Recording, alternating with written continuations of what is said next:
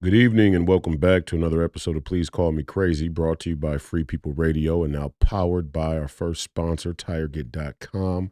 That's TireGet.com. You all have to buy tires from somebody. You might as well buy them from us. Help fund the movement, help support the movement. We believe in the freedom of movement, and that's exactly what the establishment wants to take from you now. I'm your host, Royce White, here in the belly of the beast, Minneapolis, Minnesota, for another incredible family and friends episode. Today, our guest is none other than the great Professor Penn. We have the great Professor Penn back in the studio. Let's get the day down, June 6th, year of our Lord, 2023. I think this is episode 56, right? Last night we had AJ Barker, we aired AJ Barker's episode, and I said it was episode 54, but it was actually episode 55. Classic mix-up. Happens when you record episodes not on the same day sometimes. It is what it is. Episode 56 today, fast approaching 100, fast approaching 1 million downloads on the audio platform. Keep growing every day. Every day. We're happy to have Professor Penn back. You got to make sure to go and subscribe to the Professor Penn YouTube channel, which is featured on my channel. If you scroll down, you can see it under the featured channels. A wealth of knowledge and history and educational content from Professor Penn. Very, very good podcast. Very, very easy and fun to listen to. Thank you. Sometimes I'll catch 15 minutes and just quality control, check the quality. I'm on the creative team, and it's a very very good, easy podcast to listen to. But we become such good friends and more so like family because of the how easy it is to talk to you, and the information that you have to offer.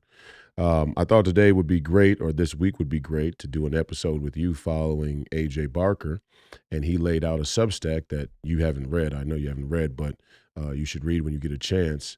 And this concept of the reign of boomer justice. You like that? Oh, I love that. Yes. Yeah. The reign of boomer justice. And Barker's theory of the case is that there was a grave wound done to the collective consciousness of the boomer generation post-World War II, living with parents who lived through World War II, and as a consequence, not being able to well reconcile or modulate justice in terms of punishment and tolerance. That they don't have a good gauge, a good way to modulate or engage with tolerance and punishment. And so, you and I have talked about something very similar. So I thought, let's bring a boomer in the studio and let him speak on behalf of the generation and talk to some of the similar sentiments that you and I have discussed that AJ wasn't aware of. What do you think is going on? What you lived through the time? What happened to the boomer generation? The boomers? Yeah. The boomers took the money after they watched their leaders cut down in a hail of gunfire. 4 assassinations in 5 years. And it already, the ground had already been tilled for such resignation. Because the World War II, today's June 6th, 1944. It's the anniversary of the D-Day. Great American and Allied United Nations. It was called the United Nations by President Roosevelt and by General Dwight D. Eisenhower. The United Nations invaded Fortress Europe on this day, and that was the beginning of the end in our Western history books of the Nazi Empire. If you're reading a Russian history book, they write it down a little bit differently. They think that the British delayed the invasion so that the Russian army and the Russian people could be bled out in conflict with the Nazis. So it depends who's writing history. But, we have this great mythological victory in World War II. It's it's just part of, I'm sure it's part of your generation's mythology. Yeah. That the United Nations, and not really, so much my generation. My generation is completely detached from geopolitics, other than the three prevailing overlay for the underlay crown business model Can I switch. guess what that might be? Go ahead. That would be environmentalism, Mm-hmm. social equity, Yes, and democracy. absolutely. Great. Yeah. Let's see where it all came from.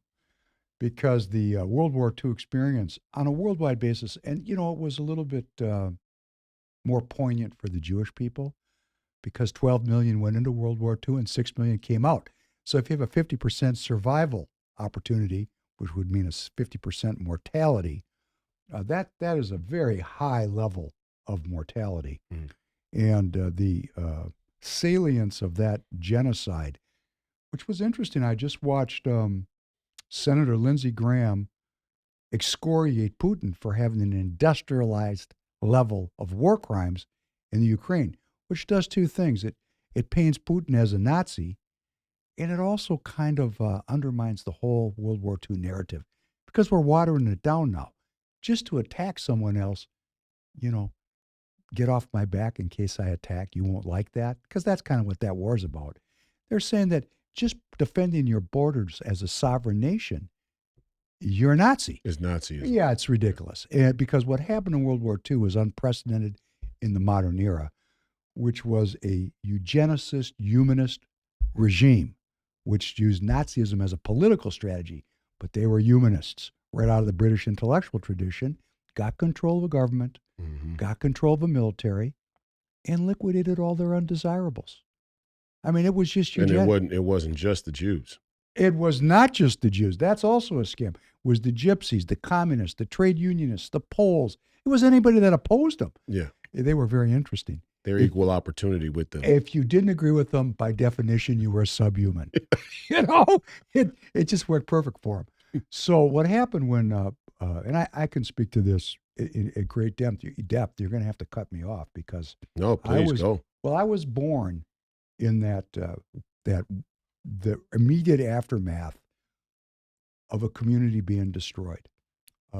My family was Ukrainian, and most of my family was killed. I know some of their names. I know how some of them died. They died ugly. One of my relatives was the leader of his village, and he was trussed up and bound and tied to the back of a truck by some Ukrainian Nazis, and they drag him around in the village until he died. It took a long time because they were making an example of him. Of another family member, his wife was shot in front of him. And then the Ukrainians said, we don't waste bullets on children. So they picked up his 3-year-old daughter and smashed her head against a tree. This is in front of him. And then they shot him and they left him for dead. Tough son of a bitch didn't die. He actually survived the war and told the story.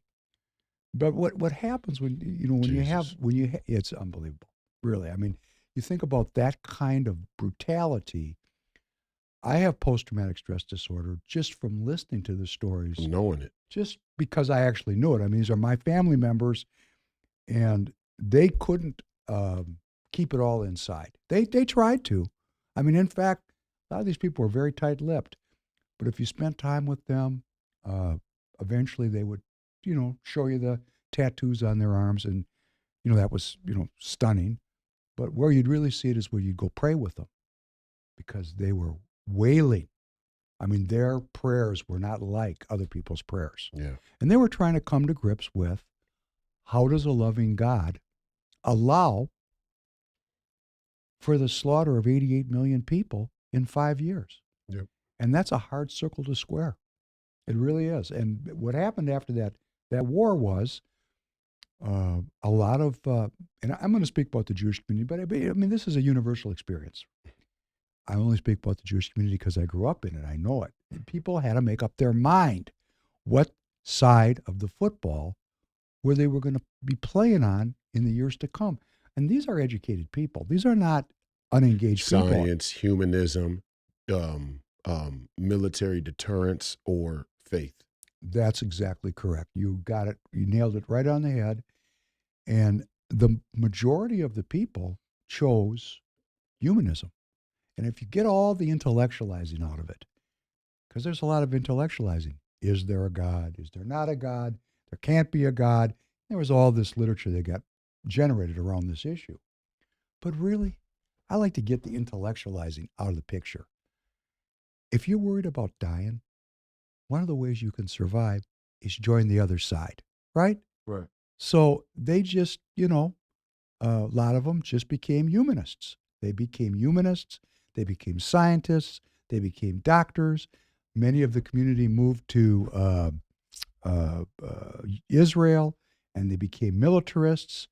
A very small portion of the people after the war, relative to before the war, actually maintained their faith in the traditional way.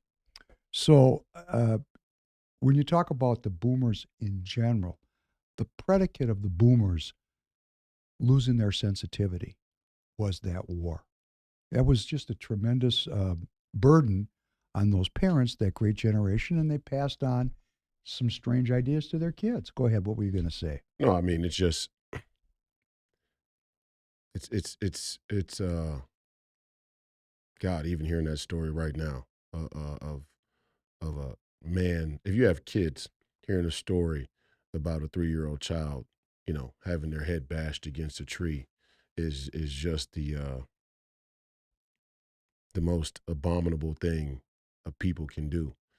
And it's an maybe, let's say, unintended cost of war, or maybe not. And I think that's part of the That was the point of the war. that's part of the reality that people struggle to deal with is, where's the balance between uh, safety, freedom, and conflict when need be? Where's the balance of humanity and dignity? And I guess the United Nations in its inception was meant to try and put guardrails around any potential conflicts, at least in concept, right? Let's not get too far out in front. I want to just make a point. But at least on paper, that's what they were pitching. All right, we may have wars in the future, but if we have wars, they're going to be mediated by the big dogs on the yard to make sure that shit doesn't get out of hand. That didn't happen, but that's what they pitched to everybody, which is why so many from the general public were were supportive of a United Nations cause, right? Oh, my generation, this boomer generation, we love the United Nations. Right. The United Nations was pitched and sold for precisely the reasons that you're alluding to. In fact, if you go and look at the preamble to the United Nations and you read it, it talks about that the generations had suffered the scourge of 2 world wars, and that this was intended to eliminate that possibility moving forward. But of course, it created an empire. Well, and we haven't had a world war ever since. The world's just been at war. Correct. It didn't bring peace. That's Gaddafi, right? It's not the Security Council. It's the Insecurity Council. It's the Anti-Security Council. It's like our Commerce Department. It's the Anti-Commerce Department. But I want to just make the point before we get past this war, this World War II, which is a great commemorative date today. I think, as I think about it in retrospect, the United Nations did not win the war. They won the battle. The war was won by the Nazis because the faith of the people was broken. And the decline in faith, we see it in our church attendance in this country. It's way down. In Europe, there's almost no church attendance. In the Jewish community, there's a very small cohort of people that have maintained their traditional religion. We're losing our faith. And what does that really mean? Well, to the humanist, it means we're getting rid of an illusion. Freud, future of an illusion. To the faithful, to someone like me, it means that we're losing our allegiance and our subservience to a creator. And that's the whole basis of our country. Our whole country is based on a creator that grants us certain unalienable rights. So you want to take down the whole enterprise, that's called, taking it down at the root idea. And I think that's why our country is suffering so much. But the war, the boomer generation, when you talk about justice and tolerance and how, when people become very narcissistic, it's very hard for them to make those kind of judgments. The narcissism that came, the predicate was that loss of faith. That opened up the door. And then Kennedy, Malcolm X, Martin Luther King, Robert Kennedy. Robert Kennedy announced Martin Luther King's death and his assassination just 2 months before his own assassination. And I lived through these assassinations. You've read about them in a book. Maybe most of your generation has never dealt with it. But that boomer generation actually was an in the streets, anti-war, politically motivated group of people. And they actually were about bringing a change into America. They were actually threatening the status quo. They were in the streets, like if this was 1967 and there was this war in the Ukraine, I mean, there'd be millions of students in the streets protesting every week. Where's the protest? Where's the protest now? And that's because we've become narcissistic. You know, the generation was aware. It was politically motivated. It was educated. It was a very free period in the American history. And then, bang, bang, bang, bang. And those were great leaders that were all challenging the status quo in their own way. Kennedy challenging the security state. Malcolm X challenging the very idea of what citizenship meant. Martin Luther King asking for a brotherhood of man. Robert Kennedy questioning the tremendous structural inequalities in the society. Each one of these people, these were not politicians alone. They were challenging the agreed upon center of how the country worked, and they were killed. So guess what happens? You're watching this. I was, young teen. You're watching these people die. You're saying, whoa, I think maybe I better make some money. I don't think it's probably good for me to be questioning. It's a very unconscious kind of process to watch the people that you relate to, that you're connected to, that you're invested in, that are the leaders of a new generation, and watch them wiped out. And what came in their place? Richard Nixon. Richard Nixon and the silent majority. That was the establishment of the status quo that we're struggling with today, that's oppressing the people today. Remember, in 1945, our institutions were very weakened by that war. Things had to be recapitulated, rebuilt. It was a first turning. Kennedy was already questioning what had been done by 1961. He was questioning that status quo. Malcolm X wasn't questioning it. He was rejecting it. Martin Luther King was looking for a workaround. Robert Kennedy was looking for a workaround. But these people were questioning what had been created after that war. When they got cut down, nobody questioned anymore. That was the end of the questioning. That was the end of the questioning to this day. Other than a few notable exceptions along the way, we're generally labeled as extremists, white supremacists, anti-Semites. There's a lot of control on anybody who questions this post-World War II Democrat liberal order. Mm-hmm. And boy, it's a profoundly corrupt order. And I think the people are starting to wake up from this dream, but we got a long way to go. That's why we're talking. You've in the last couple of weeks on your podcast, I know you've been talking about the whole Nazi movement. That from the outset, I know that the audience is such a mixed bag nowadays. At least the people who are out there actually trying to find the truth and reject the mainstream narrative, you'll still get a mixed bag of people who don't really understand, have a knee-jerk reaction to certain buzz topics, right? But they are central topics. They are key keystone topics that drive the narrative around the world. And it does go back to World War II and Nazism and the atrocity with the Jews and nationalism and Christianity. All of these things are a part of that central narrative. And again, I say it and people go, I had somebody say in the comments on Whitlock, what does World War II have to do with today? It was 100 years ago. Let's talk about today. It's like, you don't understand geopolitics. You don't understand that there's a post-World War II democratic liberal order. And it's not really hidden. It's not like an unspoken agreement. These people go out at the United Nations, at the World Economic Forum, at the G20, at the, pick one of these international summits, and they still lay out the liberal order as the way of the future. And now it's picked up some other things along the way as technology has advanced, but all in all, it's still the same idea. And you've been, laying out many of the forefathers, founders, thought leaders of that liberal order. Um,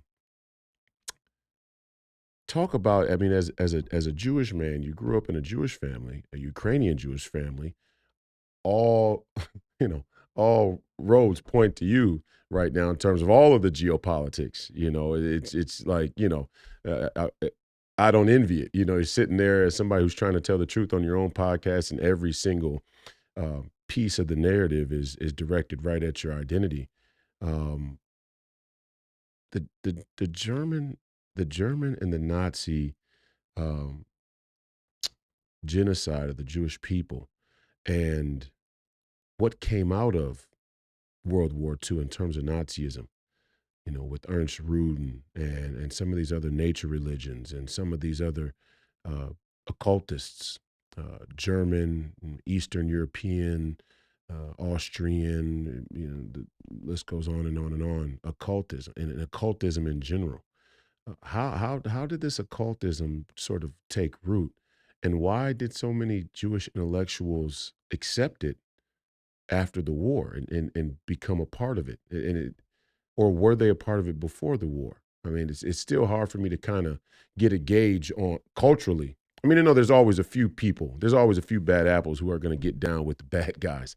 But what is a widespread cultural practice in the Jewish community to be involved in this occultism, or did that loss of faith in this turn to a sort of more secular humanist, and then in some cases at the darkest level, occultist, was that post World War II? This is a 5,700-year tradition that is centered on focus on the spiritual. You can take the Yahweh out of the equation, you're just leaving a space for something else to fill in there.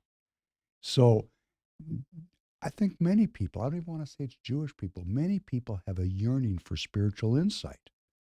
And Jewish people particularly, you can take the most hardcore Marxist. His grandfather was a rabbi.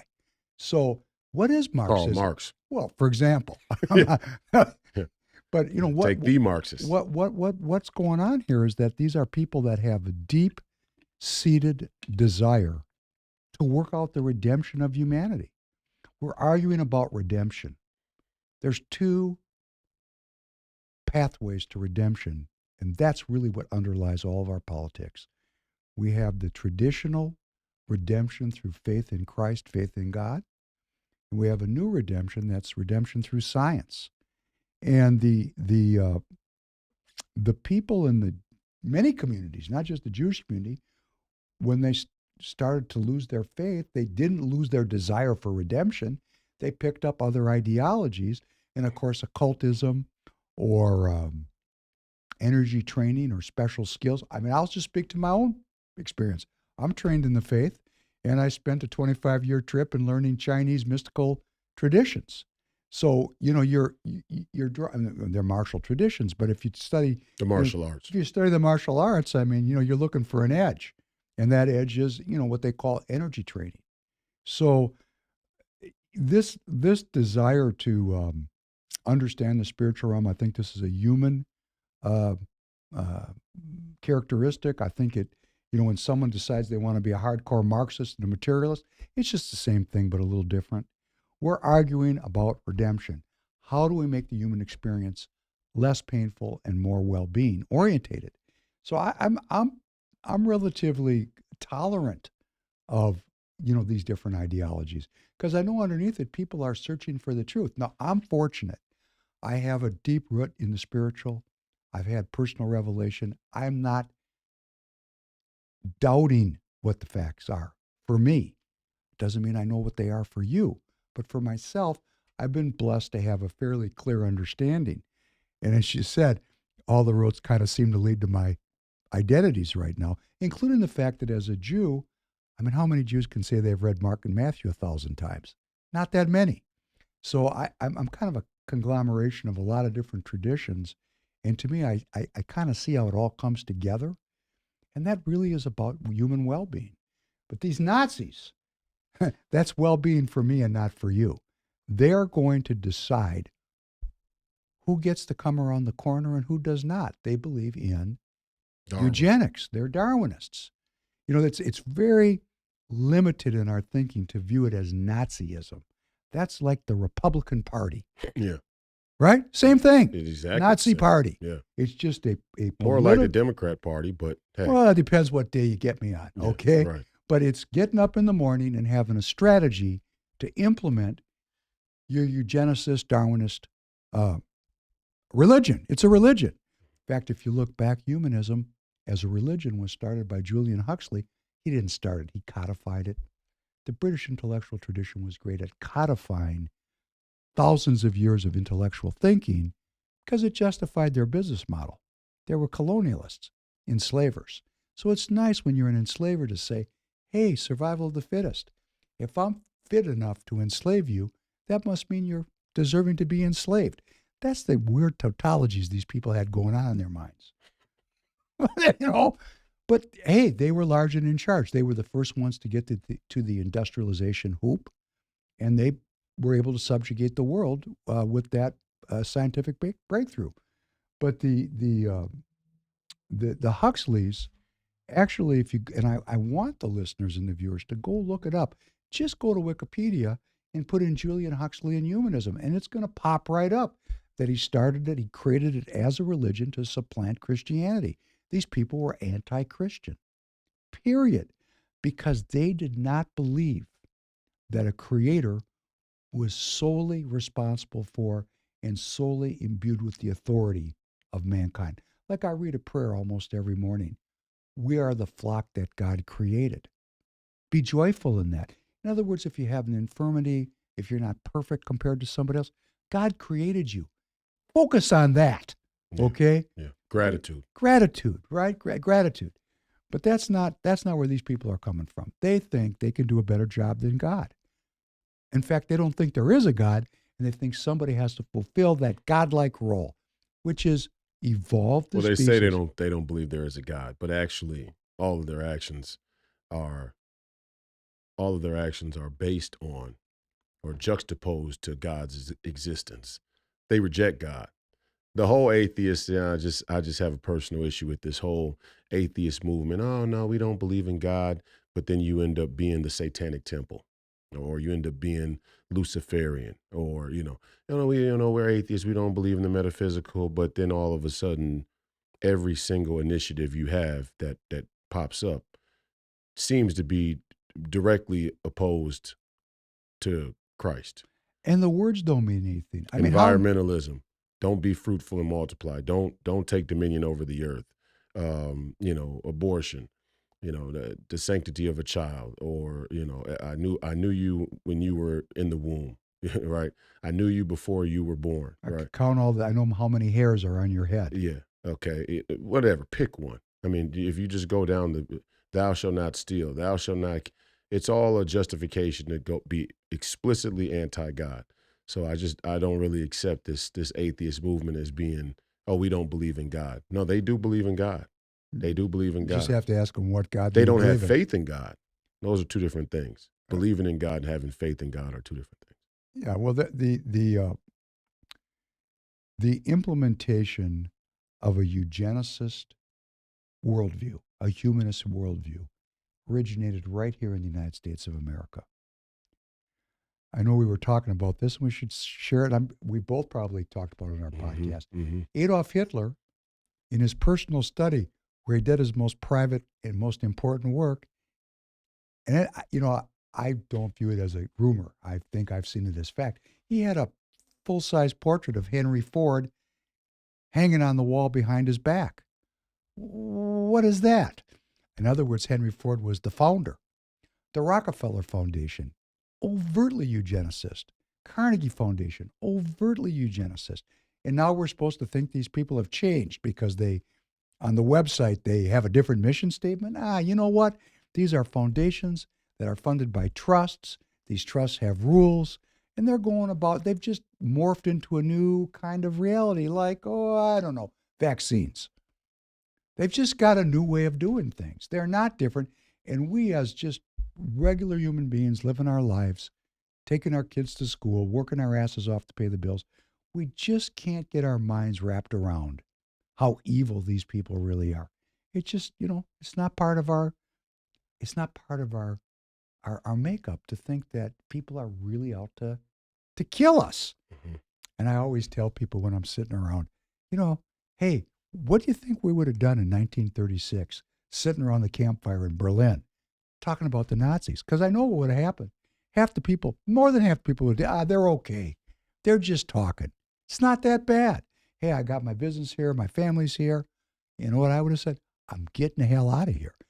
I'll send you a postcard from the New World. I'm going to get out if I can get out. And my forebears did make that decision, and they got out. But all their brothers and sisters were gassed. Mm. And I see this period of time right now. We're in the ramp up to the next genocide. And I know people in my own life, people that I love, consider me extreme. But I would have been considered extreme in 1936. In fact, my grandfather was. He left everything behind. We don't have a... Leave before the bread rises. You got to go. When you got to go, you got to go. That goes back to the Exodus. Passover. That's Passover. Right. That's correct. Yeah. Another group of mass murdering people, the Egyptians. Yeah. Right.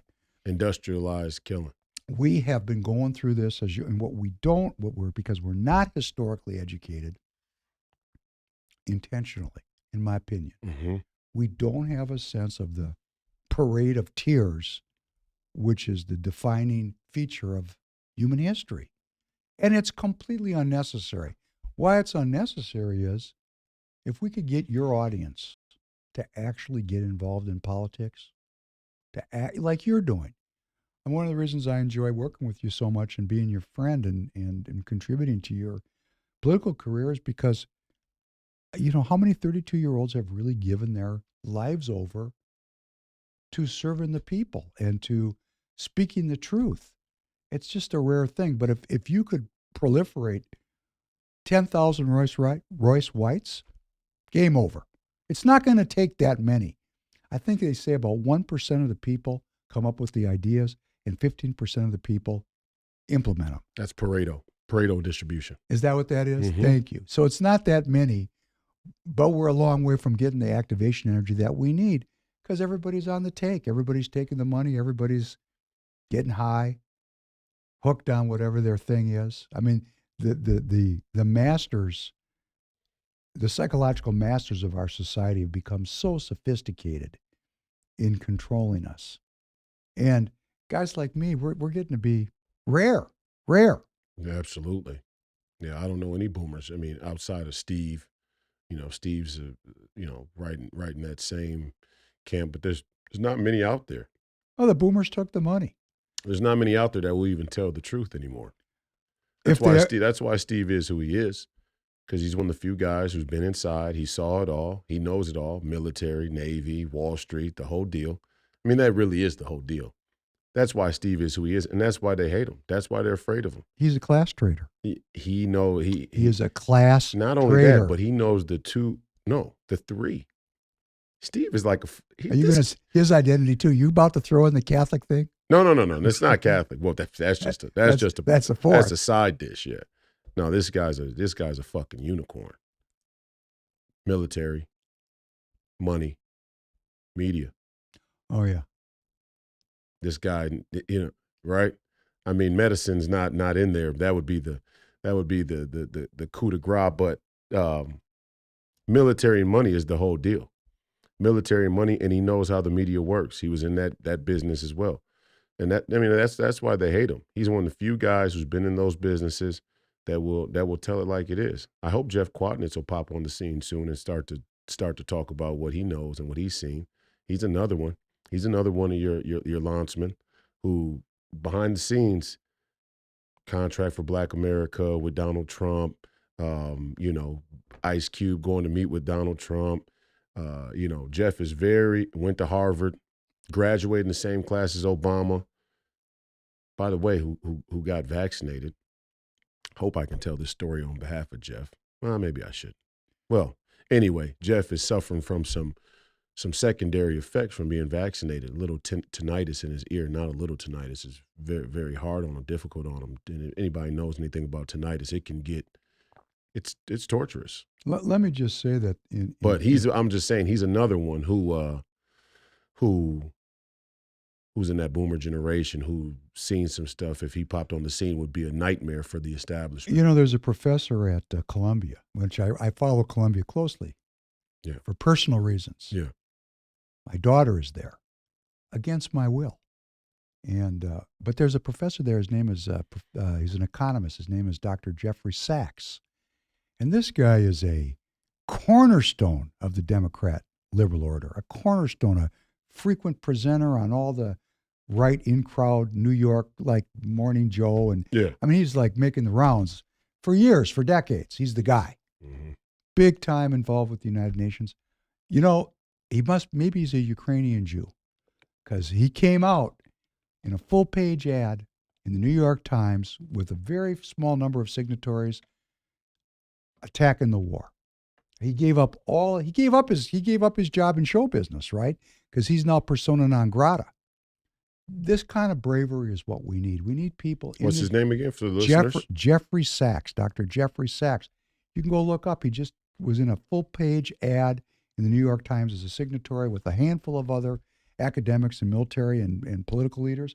And they just said, hey, this Ukrainian thing is, not what we're being told it is. They're anti-war. And that's so brave of him. And I've tried to reach out to him a few times, and I hope to hook up with him. It'd be great to bring him on the podcast and talk to him. He is a leftist liberal. Most of these old leftist boomers, most of them, first of all, how did they become leftists? Well, in the 60s, they were anti-war liberals. They were civil rights liberals. There was a kind of a confluence there of good reasons to be a liberal.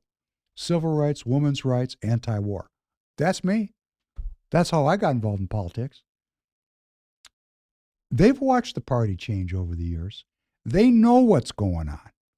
They know it's become an authoritarian party of the elites when it started out as a party of the people. They know, but very few of them have the courage to confront their life's work and say it's for nothing.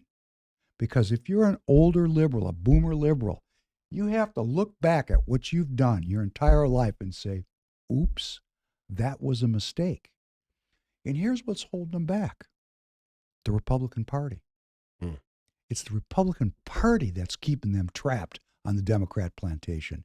And that goes for black people, too. Absolutely. Everyone's trapped over there. And everyone. The Marjorie Taylor Greens of the world. Okay. You want to start there? I will. Proceed. Yeah. Well, I mean, it's all the way up and down the line, from your local BPOUs and the what's that? Nick Fuentes. It's the the right wing Darwinists and the Nick Fuentes types. No blacks, no Jews, no Catholics, the know nothings, the know nothing mentality that still prevent. And it's funny, we talked about how ironic it is that Mitt Romney's dad, and Mitt Romney is, I mean, he's just the worst. He's the rhino status quo to the max. But his dad actually threw down.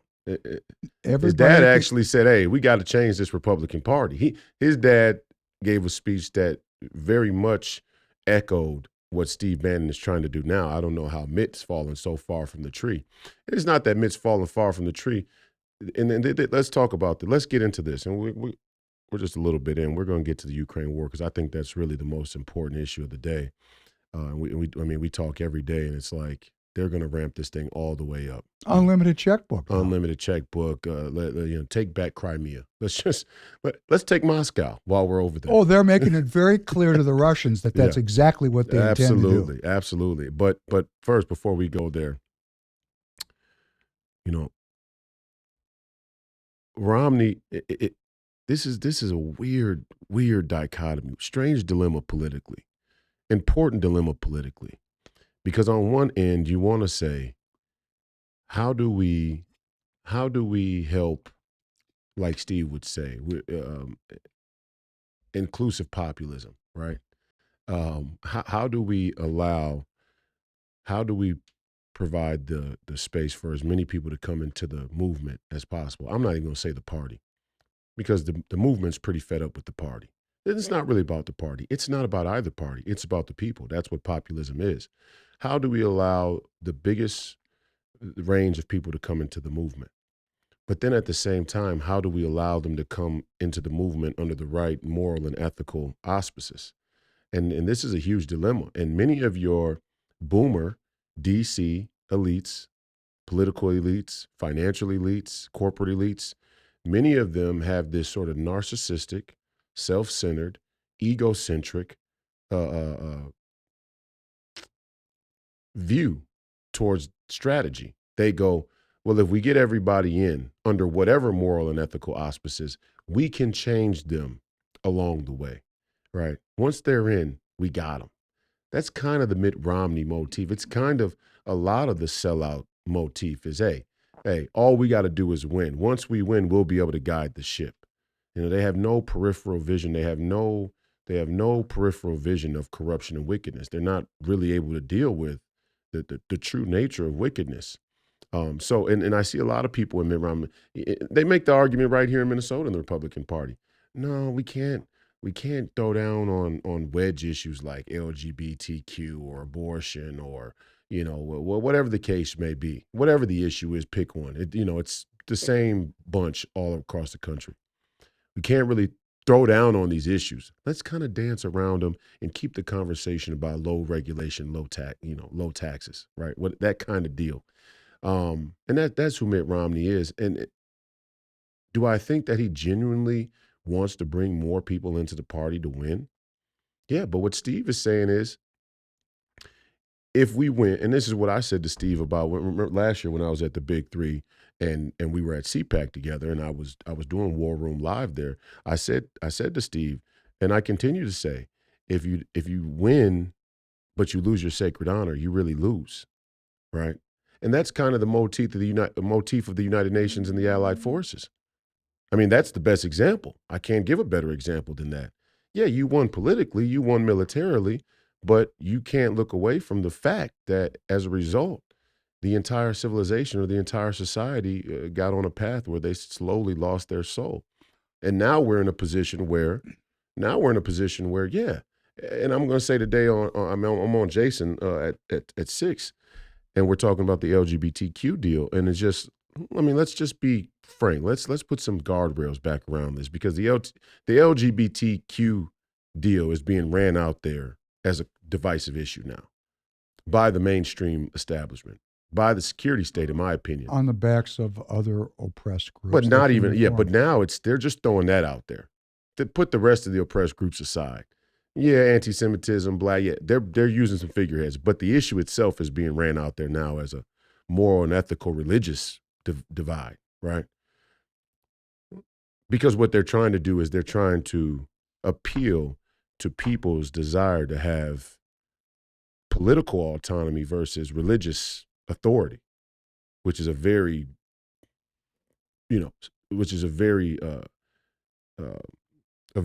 good pitch just for human beings in the physical world. Hey, you don't want the church to have full authority over you. You see what's happened in the past. Let's put some guardrails back around this. If the LGBTQ movement was simply about saying, hey, we're out here, we're citizens, we have rights.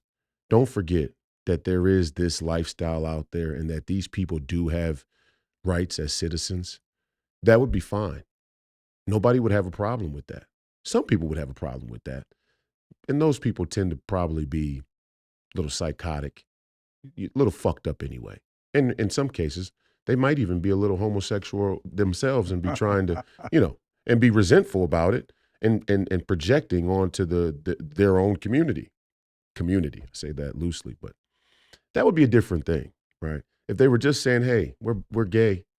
We don't want to be killed for. We don't want to be discriminated against. We want to be able to work. We want to be able to live in peace, while we sort out our identity. Because a lot of them are on a journey to sort that out. And that there's more than enough scientific evidence and data to suggest that people who are gender non-binary, I hate to even use the term, but people who identify as gender non-binary go on this path of finding, whatever their sexual in place is going to be. A lot of them end up being straight in the end again, and then being Christian even. There's a lot of testimony of that. But that would be one thing. For them to be pushing LGBTQism as a political movement onto young people, children, infants.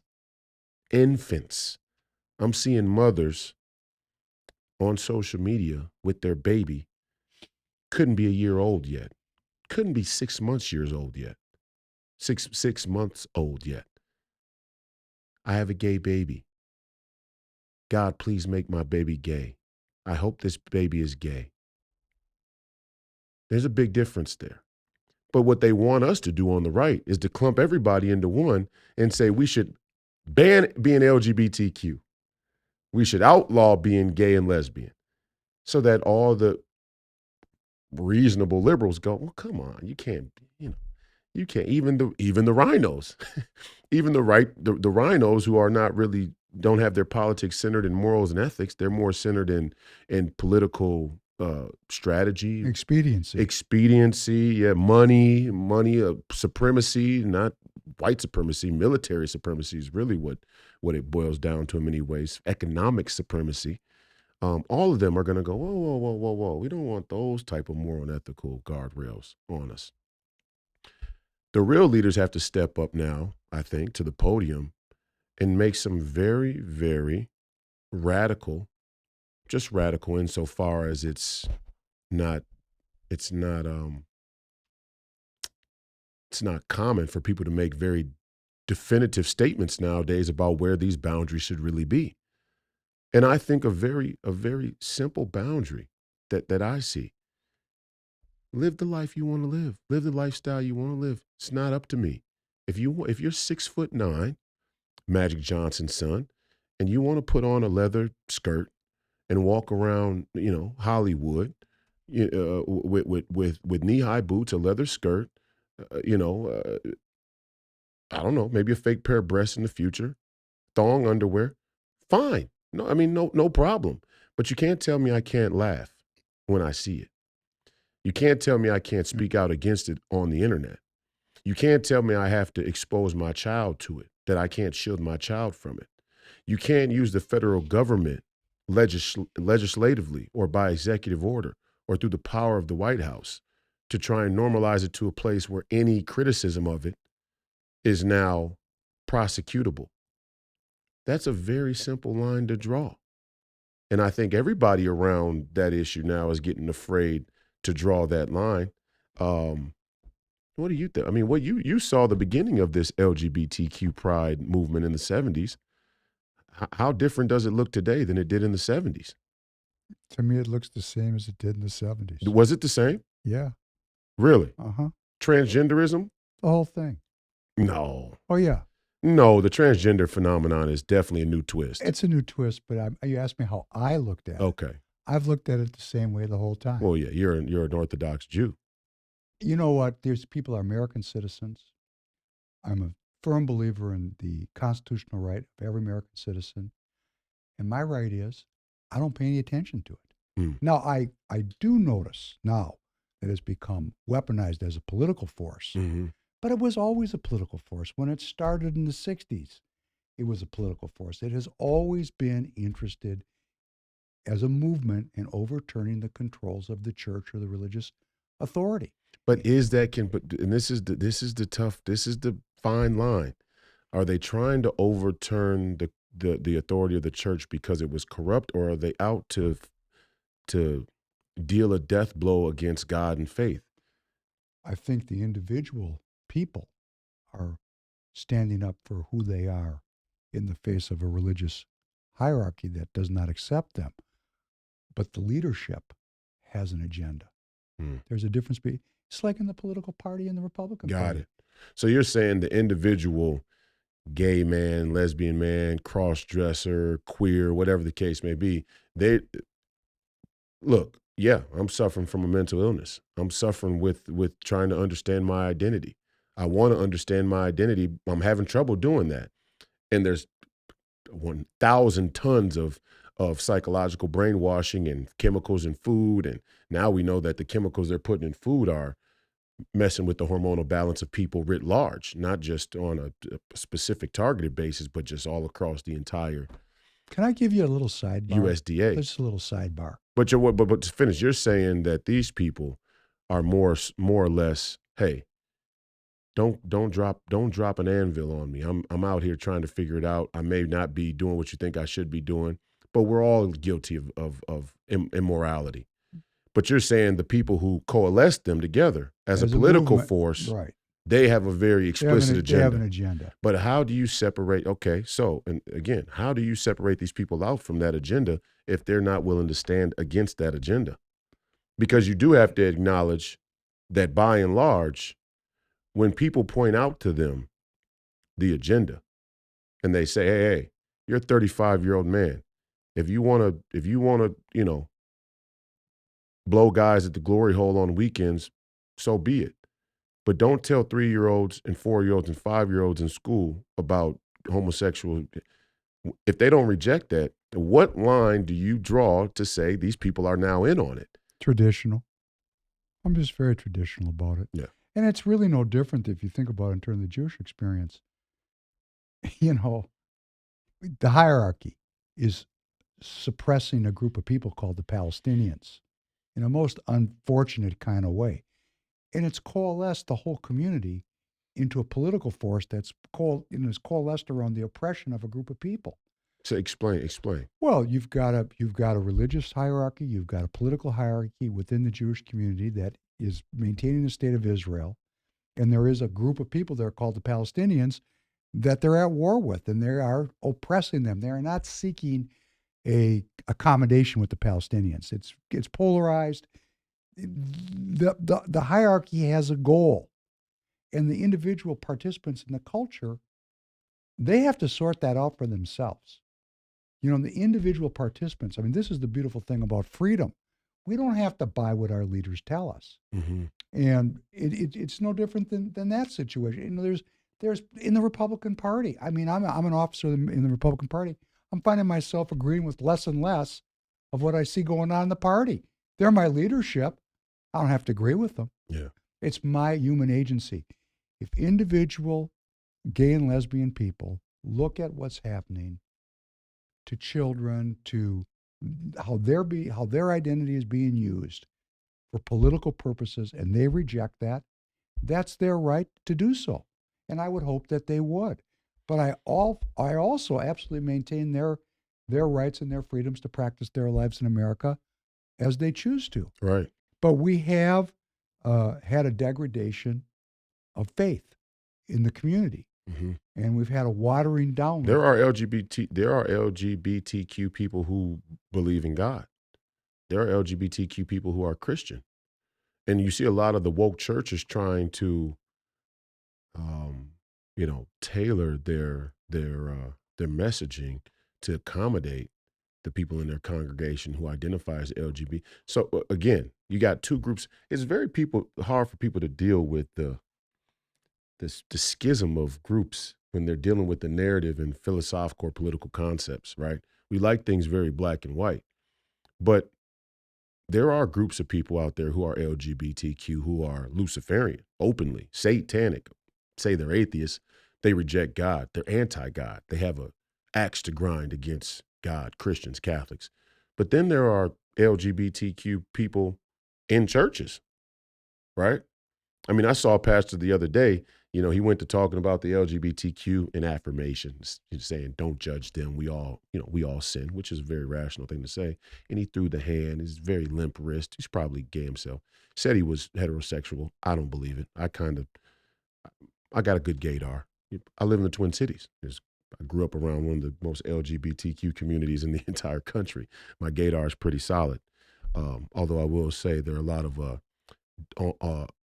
black men on the down low that seem to be creating a substantial health risk for women who don't know that they swing both ways. And it is weird that we live in a time about public safety and public health on the tail end of a pandemic. I always tell you this. It's strange that black men, homosexual black men, have a 50% lifetime risk of contracting HIV. And it's Black Lives Matter, and we care about black people. We have to protect black people. We have to protect black men. But we're going to openly promote a lifestyle that they could eventually contract a fatal 50%, disease. that's 50%. Yeah. That's like going into the Holocaust. 2 people went in, 1 person came out. Yeah. That's a Holocaust. That's not a public health matter. You're talking about a genocide. That's not a public health matter. And it's only that HIV rate, that lifetime contraction rate is very specific to black men. You're getting down to a really critical issue here. Is the LGBTQ movement today an offshoot or an extension of the eugenics-based Nazi Germany movement of yesterday? Well, that would be something that a lot of people would say, that it's just a way to, reduce if there are handlers that are creating opportunities in our society, which I know that there are, and I believe that there are. In fact, we know some of their names. Mm-hmm. We know a lot of their names. Mm-hmm. Ernst Rudin. That'd be a great one to start out with. Noted Nazi. Guido von List. All these people exist. They have students. Their students have students and students. And what's spread out is this kind of eugenicist, anti-population sentiment. Mm-hmm. One could say, and I'm sure this would really would hurt a gay person to think that their sexual identity was in some sense shaped to reduce the population. But those same people might see their choice as being very positive in that sense, because there's a whole sentiment that humans are the problem with the planet. Yeah. So maybe it's a statement of not having children, and I'm proud of it. I mean, I say this. Let me try and help out for my generation out there. If you go down to the root of it, it does seem very obvious that it's a problem about self-love and self-doubt, self-hatred, however you want to spin it. If you wake up in the morning and you're a man, you're born with a penis, balls, testosterone, hair, certain places, a beard. Some few women out there with a beard, exceptions to the rule always. But if you wake up that way and you think, I'm not happy like this, I have a problem with this, I have a problem with the way I was born, I mean, that's as fundamentally anti-God as it gets. I think this is a very interesting comment, because most of us have a problem with the way we were born. So you're building on a substrate that goes right into the predicate for, why did God do this to us? Right. And I think if there's an answer to that, it's a hard answer for me to come to, but I'm coming to it in my own life. He did it so we choose him. Yeah. It's just very simple, but you got to go through it to get to it. AJ laid out a paradigm, and I'd love to get your take on it. I thought it was really insightful that the entire post-World War II, even post-scientific revolution, scientific method, post-World War II really, really kicked off. The whole scientism or secular movement is to affirm the body in service to the brain, and not the brain in service to the body and the soul. That your body and your brain are separate, and that your body's only there to service the brain, and that's the predicate for transhuman artificial intelligence being the final expression of this obsession with the brain as the highest authority, intelligence as the highest authority, right? And everything else in service to it. Not just intelligence, mm-hmm. but a certain kind of intelligence. Mm-hmm.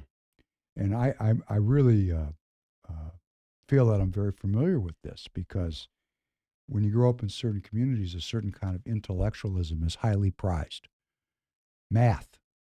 I'm very good at math. I just don't like the way it makes me feel. I'm very good at study. What do you mean? Well, I mean, I'm just really, really good at math, but I don't like the way it makes me feel inside my body. I'd rather move. I mean, there's all kinds of intelligence. And what we've done is we've limited. I just had this on a podcast. I've been playing a lot of Oscar Peterson, if you're familiar with who that is, a jazz great. And I asked the question. It's a black man. If you don't know who he is, check him out. He's a genius. And I asked the question, if Adolf Hitler had a chance, would he kill Oscar Peterson? And the answer is yes, he would, because he's a subhuman. And the man is the sine qua non of brilliance, of superhuman. So what is intelligent, what we accept as intelligent, what we prize as intelligent, you're a professional athlete. Okay, great. You're kind of a circus performer. Anomaly. Well, you're not. It's not even the anomaly. I mean, you're there. Well, I'm a freak. I'm 6'8". You're there to entertain smart people. Right. Run around the basketball court. Right. We'll pay you a shit pot full of money to entertain us. Right. But these people really don't think you're smart. Right. They don't see spatial. They don't see spatial genius. Because they've never done it. Yeah. They don't understand the brilliance. I despise when I see people make comments. First of all, nothing against our audience, nothing against people make comments, comment away, engage in the dialogue. That's fine. There's an obesity problem in this country, a grave obesity problem in this country. So per capita, I could take 1,000 people in a comment section of any video on YouTube, and I could deduce how many of those people are probably obese, fat. And then I could probably take another chance and say, if these people are very, very engaged on YouTube, probably means they're not that active. So I can probably do a standard deviation higher on that. It makes me very upset, very sad almost, the state of the collective consciousness when I see people say athletes aren't, athletes are just playing a kid's game. They try and diminish what it is to be a professional athlete. If you can't look at a Kobe Bryant, Michael Jordan, if you can't look at a Nikola Jokic, you won't know that name because he's playing right now in the NBA Finals. If you can't look at the way a person plays a game at this level and the mastery of physical movement that it is, the ability to calculate distance, calculate movement, anticipation in a split moment. I mean, split moment. The commercial presentation of the game doesn't even do it justice. As an athlete, not a former athlete, I'm playing in a couple of weeks in Chicago, but as an athlete, as a lifelong athlete, I find myself looking at the game and going back and looking at little nuances with such understanding of the brilliance it takes. It almost brings you to tears. It's that beautiful. Little small things. It does bring you to tears. Yeah, little small things that the professional sports industry, commercial industry, shows you on an instant replay, and they have some commentator that just makes an off-the-cuff remark like, yeah, that was great. Look at that. You know what comes to my mind is that play. They should stop some of these plays. They should stop the game, slow down, and show you 8 times from 10 different angles. That's Glenn Rice in that. I'll give you an example. That comeback play. Oh, the Glenn Rice, yeah, unbelievable. In the playoffs. Unbelievable. But there was a play the other night, very subtle, and the guy in Jokic, who's Serbian, speaks broken English. I mean, he's just a unicorn by all kinds of standards, right? They asked him the other day some funny question. He just kind of goes, I don't know. You know, he's not accustomed to the whole drama, the diva-like professional sports industry that's been built around basketball. You got all the other players that come in with the show, and it's very what used to be hip-hop culture. Now it's like homoerotic fashion culture, high fashion culture, whatever the case may be. They merged now, which is another story entirely. But anyway, there was this one play that Jokic made, and he caught the ball in the post. And he's got his back to the basket. And as he catches it, there's a man in the corner. One of his teammates is in the corner. And so he has a man here, but he has a defender here over his right shoulder. And he sees the defender over his right shoulder. And he turns and he looks over his right shoulder. You can see it in the instant replay. He looks over his right shoulder. Then he proceeds to make the move that invokes the response, the help, we call it in basketball, invokes the help from the defense and throws the lob right to the rim as his man's cutting behind that defender's back. But you can tell from the way he looked and the move he made, he calculated it all in a split moment. I mean, tenths of a second. This is a spatial genius that has been squandered on making people jerk-offs. That's not an indictment of the athletes. That's not an indictment of the game, and it's certainly not an indictment of spatial genius. The same way the founding fathers' sins aren't an indictment of Christ or God or Christianity. The same way the founding fathers' sins isn't an indictment of America as a nation. These things have been co-opted and actually weaponized against us to not be able to see the true brilliance of it. I mean, there's a brilliance there that's a gold mine we haven't even tapped into yet. And I think a lot of these secularists, scientists, humanists sort of people, they hate themselves. Yeah, they want to, but they want to try and pitch it like, we're trying to get to that brilliance.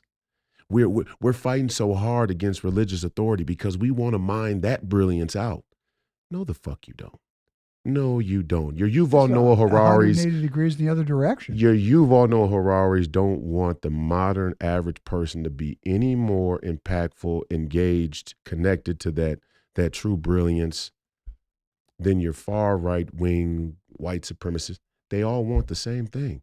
They want you distracted so a few people can have power and live out their sycophantic pipe dreams of self-hatred and control. Sorry, the whole reason we practice, be it music or, I mean, I put hours, years into 2 musical instruments, and I spent 25 years of my life in athletics. It's the same thing. There's really no difference between music and athletics. It's the same thing. Exactly. It's 100% the same. You're looking for that moment of connection where you're beyond yourself. It's really the opposite of narcissism. You're connected. That's a feeling that you can't express that to another person.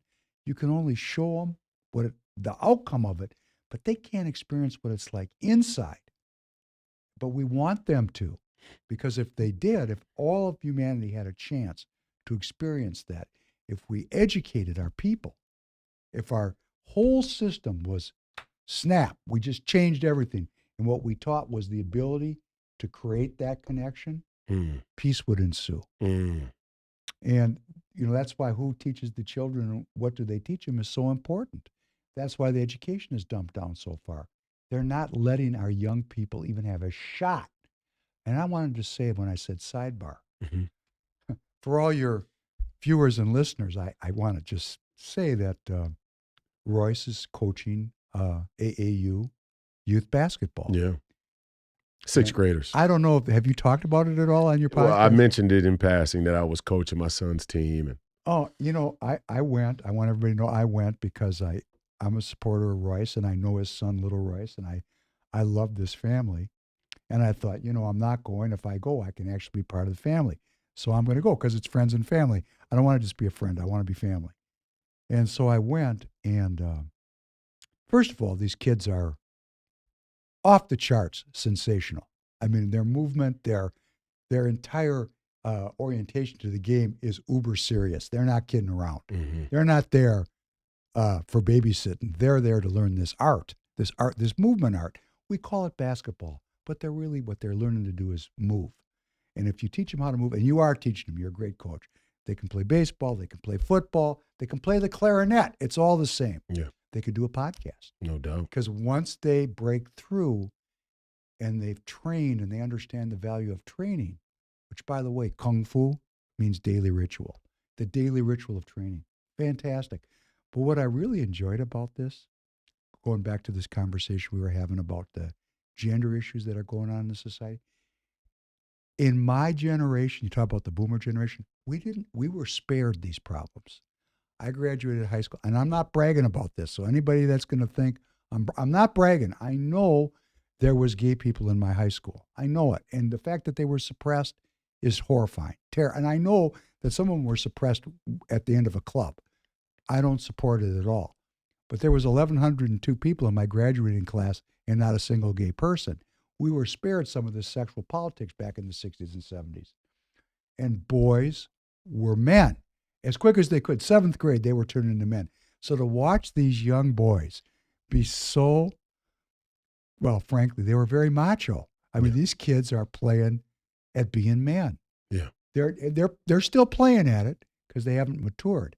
But you can see the progression of this thing. So within this sports industry, which it's not much of an industry down at the 6th and 7th grade level, it's very pure.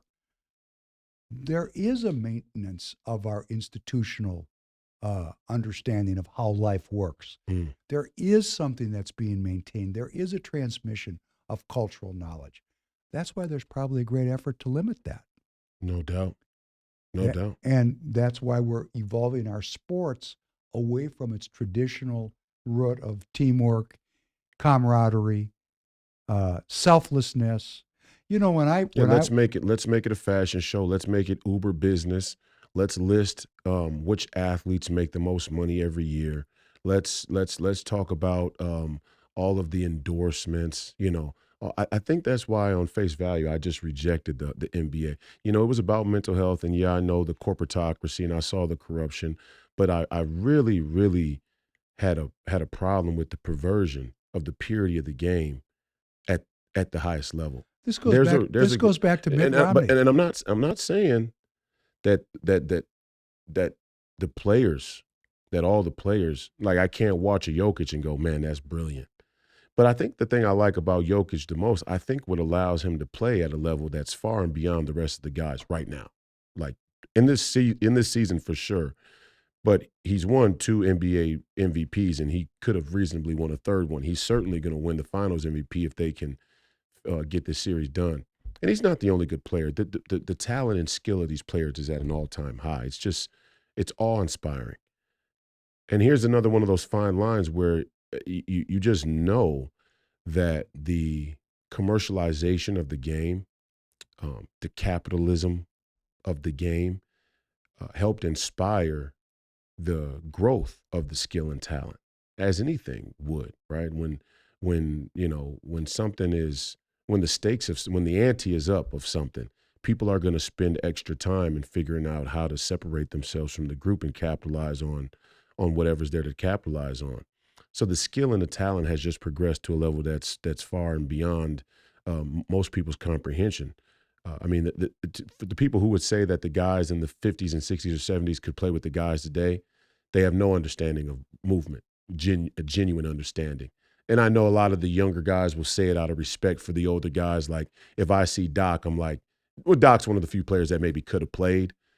But the difference between a LeBron James and a Dr. J is so night and day, it's almost comical. I mean, LeBron James is a freak of human evolution, both skill and talent-wise, but physically as well.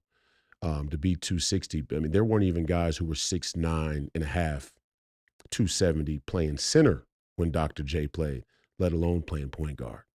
This is me, 6'8 and a half, 270-pound point guard. Freaky. I mean, it's just a freaky thing to see. It's like a train coming down it's freaky. So I'm not saying that these guys aren't talented, but for me, it's an affront to the beauty of the game to have to make the presumption that the only way to enjoy that beauty is if we let people come and get drunk in front of their kids.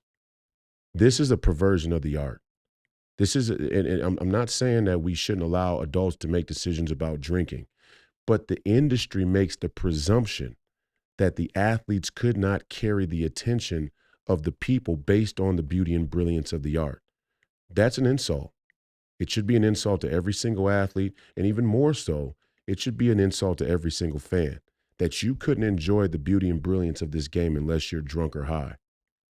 That's the brain, the body in service to the brain mentality, not the brain as a springboard to a higher human experience. But go ahead. Well, I've just, in reference to that, I don't know what fandom is because I'm not watching a lot of sports. That's why I enjoyed watching the game so much, because I don't watch precisely for that reason. When I watch athletics, I'm looking for those moments of connection. That's why I go back to that Glenn Rice play. It was superhuman. Yeah. I mean, that, I don't know what it is today, but what it was, I can speak to. We watched for that rare moment. I watched Rod Carew steal home 3 times in the same game. I mean, the third time, there was 30,000 people in the stadium, and both teams, everybody knew he was going to steal home. Everybody. He still stole home. That's a miracle.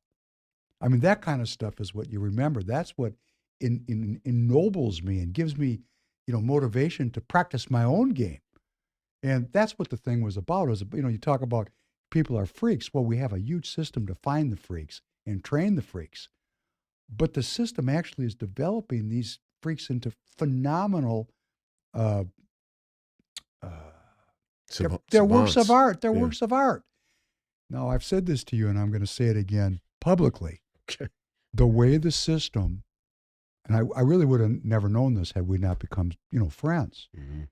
The way I was trained martially and the way professional athletes are trained is very different. Very different. I was in a martial experience, your inventory, because you're going to have to give your life if you're asked to. But they train you to survive. They give you the skills of well-being because you can't take life unless you can maintain your own life. I see in the professional sporting world now, they don't give the whole story. Half the story has never been told. And that is a disservice to the fans. That is the taking away of the root of what makes us human and serving up a half a story as if it's the whole story. And that's how we're being controlled. It's like all these yoga studios around the Twin Cities here with this Bikram yoga. And, everybody's going in and it's 110 degrees inside. And they call it yoga. It has nothing to do with yoga. It's something else. And I'm not saying it's not valid, but it's not yoga. Mm-hmm. Because the core of yoga is not taught on the street in those studios. Now, maybe if you work your way up the hierarchy, I don't know, I'm not in it, maybe they get it to you at a certain point. No. But the higher you get up in yoga, the more likely you're to become a vegan cokehead. Well, if that's the case, then we've lost the spiritual dimension. I'm not making a claim against people yoga. I'm just saying, like me and AJ talked about on Monday, that there are 3 appetites of human beings: drugs, sex, and food. And when you see people who have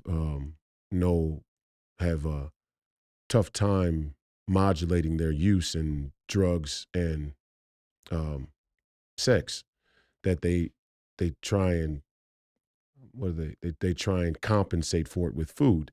And so you have the proliferation of this veganism or this strange asceticism. I don't want to kill the animals. It's wrong to kill the animals, and they overcompensate there, but they're getting high every weekend. They're getting high every weekend and they're fucking their way through, their little small community every weekend. Right. And so, and then they may try and modulate the sex part out of it. And you see a lot of this is the emergence of the Me Too movement. The vegan, cokehead, yoga, suburban, white millennial. This is where the Me Too movement came from. Because then they try to modulate the sex out of it and create this moral and ethical presentation for the public around their sexual proclivities. And then it's, sexual harassment now is just saying hi to me or asking me on a date when I don't want to be asked, not clubbing me over the head, dragging me to a closet and raping me, right? It's distorted is what I'm saying. But well, I think everybody's a little distorted because we've taken away the traditional root of our culture, going back to the World War II theme. And I wanted to say this about Mitt Romney. I don't know Mitt Romney, and I'm going to use him as an example. I always like to tell people when I'm telling a story, I don't know this to be the fact. But George Romney, his father, probably Mitt's name is George Jr. They gave him Mitt. George Sr.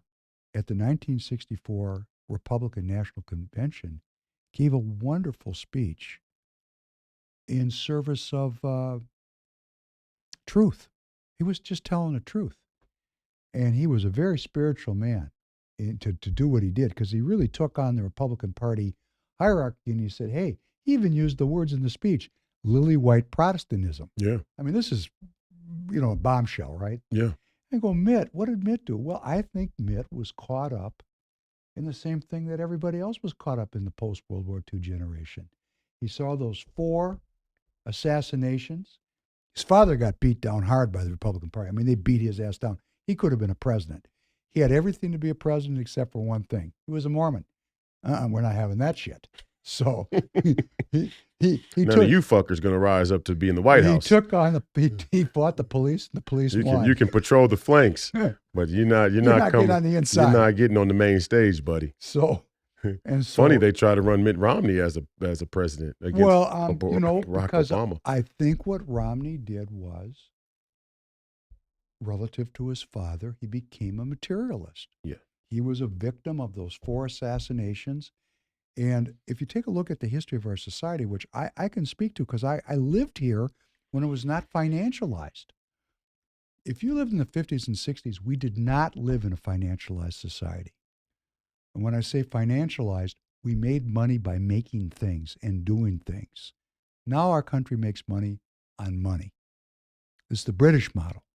And we've lost that work ethic, that desire to create things, to invent things, to just do something that's real. Work and ingenuity. We've just lost that. And, I think Mitt Romney is the sine qua non example of that, because his father was the president of a motor vehicle manufacturing company. And now he wants to ship our manufacturing to China. Oh, he didn't want to. He did it. Yeah. He lived in a company. He worked in a company and was the president of a company that financialized our economy. And I think that is part of, and I don't know this, and I'm just using him as an example because I don't know. Mitt Romney's an example that I like to I love when Fox News goes, the problem is we don't have fathers in the home. I grew up without a father in my home. You're like a father figure to me now. Well, thank you. I'm grateful for your mentorship and the impact you have on my life. I really am grateful for it. You can grow up without a father and be just fine. It's ridiculous. And people who grow up with fathers often end up being nothing like their fathers. Sometimes they end up being assholes like their fathers. Sometimes they don't listen to their father at all and become something completely abhorrent to whatever their father really taught them to be. And along those lines, I want to say that when my father died, we were completely reconciled. But my father really lost his faith. And my grandfather made sure I had faith. So my father and I kind of separated for a long time. I had 4 fathers in my life. And there were fathers. I mean, I know their names. I know what they taught me. I spent years with them. Each one of them taught me something different. Like, for example, I had a violin teacher when I was young. His name was Walter Targ. He was the 4th violinist of the Minnesota Orchestra. Phenomenal musician. And he taught me how to play violin. I was in all this conflict with my parents, and I'd go there, and sometimes Saturday morning I'd go there, and I'd start playing, and I'd just start crying. And he would just very lovingly, teach me the violin like learning how to play basketball. You're teaching those young kids how to play basketball. It was the same thing. It wasn't basketball, it was violin. A lot more lovingly he probably was with you than I am on my tough love is tough love. On my team. Well, hey, I had another violin's a little bit better of activity. Basketball's a little blood sportish. All right, I had another father who was an assassin. Okay, that's a good spectrum. A stone killer. That's a good spectrum there. Stone killer. Yeah. Spent 20 years with him. I always imagine stone killers playing the violin in their spare time. Yeah. You ever seen the movie The Accountant with Ben Affleck? Of course. And he's got the weird tics, and he's got the whole house saran wrap, but he's like a straight assassin. And he's collecting art, and he has this huge artistic sensitivity. But it was really interesting, in my own life path, because this guy that taught me really a pretty intense art, he actually made me play the violin. When his mother died, he asked me to play. And he knew that I wasn't playing that much. He said, you practice. You got 3 days. I want you to play a Bach partita for my mother's death. And I did it. So he honored my previous fathers. There's some very wise men out there on the playing field. That's another thing. I'm not picking on the Me Too movement, but there are some great men that are selfless and that they've given themselves over to nurturing the next generation, and they have something to give. Now, they have, all men have shortcomings. So what we tend to do is we tend to discredit, men for not being perfect.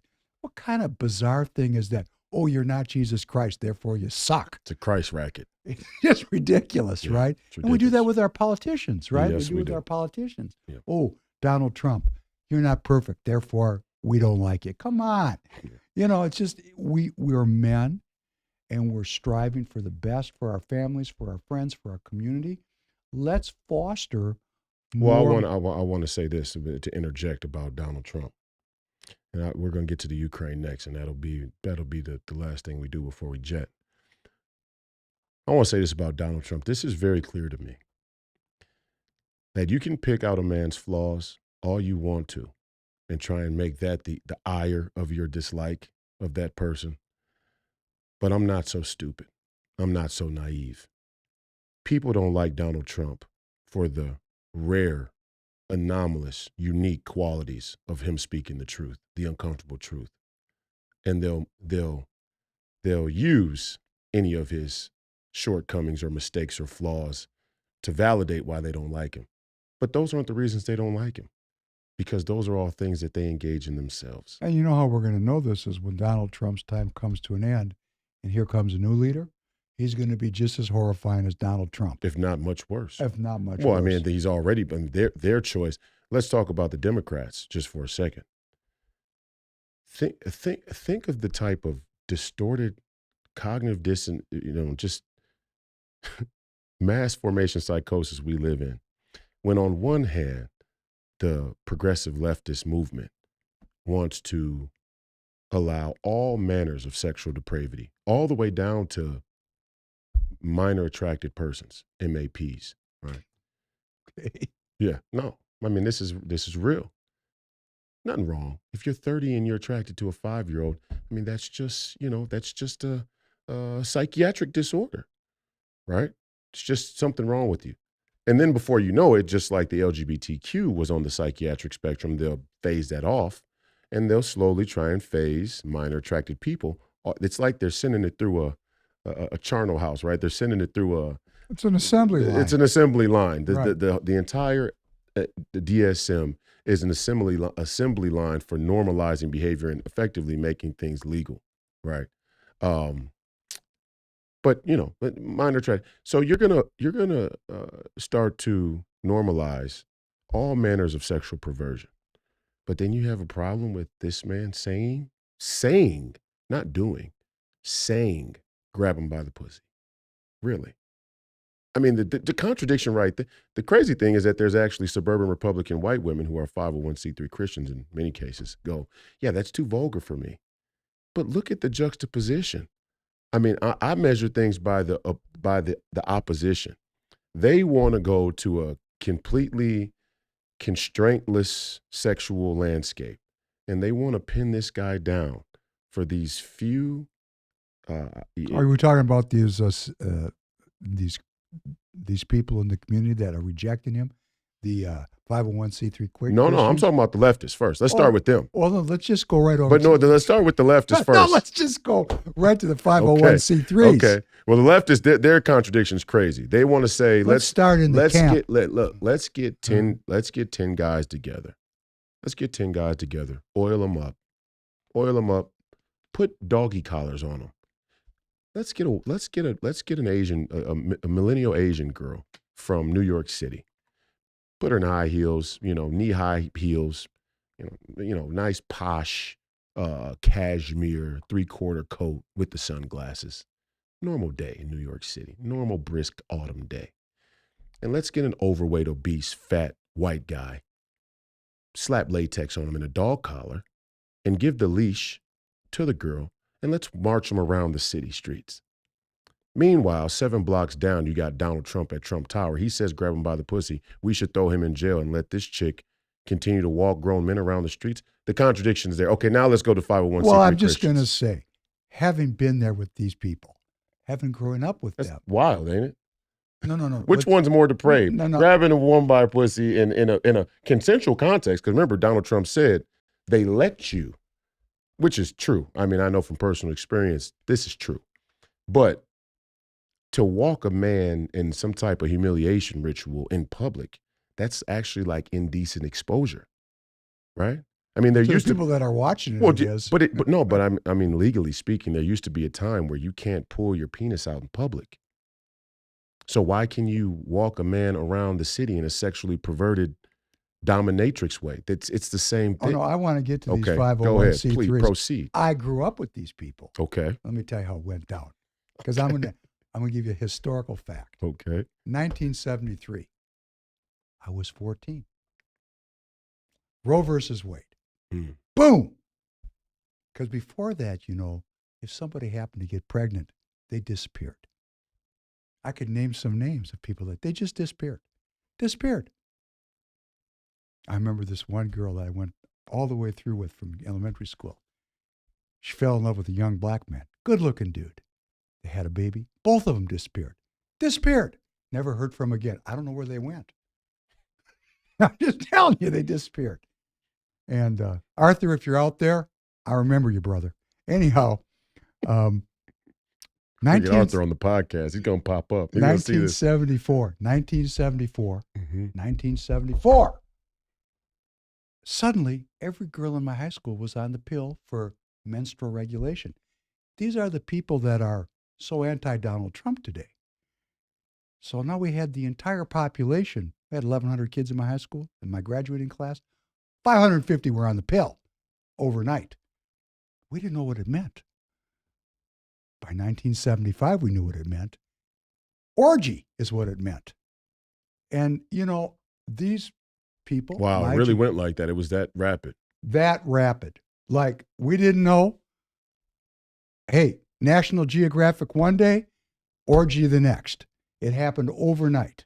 Wow. And I know there's going to be women out there that say they didn't participate. I don't fucking believe them. Okay? Because I was there. Was there a woman or two or three or a guy or two or three that stayed out of the mix? Yeah, for reasons. Not because they didn't want to be in the mix, because they let all the dogs out of the kennel all at once. And it was free. This is before there was AIDS. AIDS was 1981. So from 75 to 81, there was no repercussions. None. And boy, people partook at the highest, whatever they could snatch, grab, and growl, they did it. It was so... Did they put AIDS in intentionally to slow things down? There are those people that say this AIDS thing, which was presided over by Dr. Fauci, was the predicate for the COVID thing. And this is not my line of country. But I do know this. It did slow down. Because if you loved yourself like I did, you said, whoa. I had already been out to the East Coast, and the story was it was the gay disease. And I already knew that was a bullshit story because people were experiencing everything. And I said, that's not for me. I'm not going to do that. So I reeled it in, and I don't know how many people reeled it in, but it got reeled in, okay? I reeled it in. I did. I reeled it in. That's a short. Mark that down. That's a short. Well, I reeled it in. And it was something that I was not willing to die for meaningless sex. But I think there were a lot of people, when you say that today, 50% of black men. No, it is a gay disease. Well, that's horrifying because to put your own health. I'll say this. The chances are astronomical. Astronomical. First of all, it's scientifically data is the medicine. All you got to do is look at the ads. Humira, all these, HIV medication ads. They overwhelmingly promote men, gay men couples as being the target audience. And we know why that is because of the nature of how sex works and then the next how group, the virus works. Well, the next group is who? The next group is women who are sleeping with a man who's HIV positive, who may in fact be engaged in homosexual sex as well, bisexual, whatever the case may be. That's why you have to reel it in. Yeah. Because you don't know. But straight men, heterosexual men are the lowest of the trough in danger. Yes. So it's why if you come up on a homosexual, on a man who says that he's heterosexual, but he has HIV, you have scientific grounds to question the legitimacy of his claim. I agree with like all Magic this, Johnson. but I want to go back to these 501c3. I just want to say Magic Johnson's name. I'm not saying that he's gay. What I'm saying is being gay could maybe be genetic. I don't know. Maybe it's cultural. I don't know. That's not my line of country. All I know is his son is 6'9", wearing a skirt, walking around Hollywood. Maybe he got HIV from a dirty needle or a blood transfusion. That was a thing when it first happened in the 80s, right? Of course. Okay. I don't know. I'm just saying. But I'm saying that these women that are so, and I'm not saying some of them aren't pure and like the driven snow, but I was there. So all these people standing up, including the men who stand up. The men, I'm in the Republican Party. Right here in Minnesota, there's a group of the most influential Republicans that have come together with one goal: make sure Donald Trump is defeated. They approached me to see if I was interested, which is hilarious. It shows a phenomenal lack of insight. Watch the podcast, okay? But the people were perverse themselves.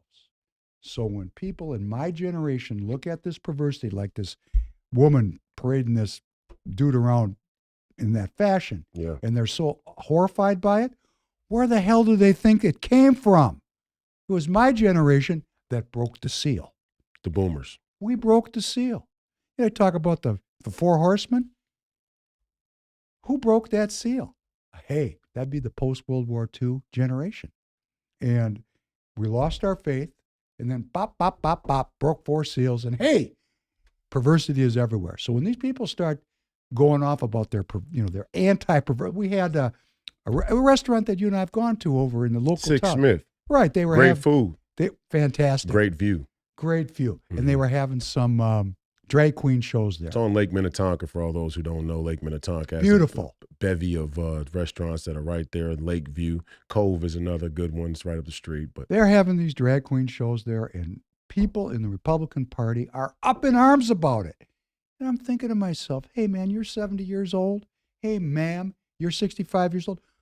What the hell were you doing in 1976? I think I remember you.